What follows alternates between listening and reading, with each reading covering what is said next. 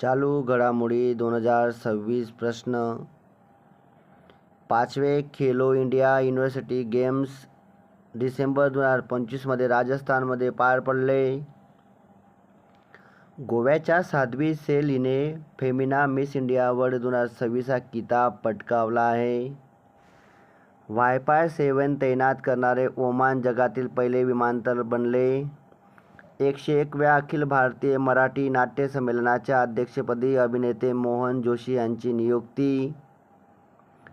आंतरराष्ट्रीय वाळू शिल्पकार सुदर्शन पटनाईक यांची जनगणना 2027चे ब्रँड अँबॅसेडर म्हणून नियुक्ती करण्यात आली.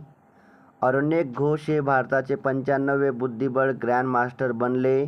ते कोलकाताचे रहिवासी आहेत. मुंबई महापालिकेच्या आयुक्तपदी अश्विनी भिडे यांची नियुक्ती. इन्फोसिसच्या जागतिक ब्रँड अँबॅसेडर म्हणून कार्लोस अल्काराजची निवड.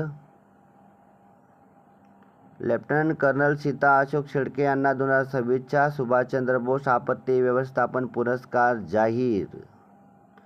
प्रवीण कुमार यांची सीमा सुरक्षा दलाच्या महासंचालकपदी नियुक्ती. लडाखचे राज्यपाल विनय कुमार सक्सेना यांनी 5 नवीन जिल्ह्यांच्या निर्मितीला मंजुरी दिली.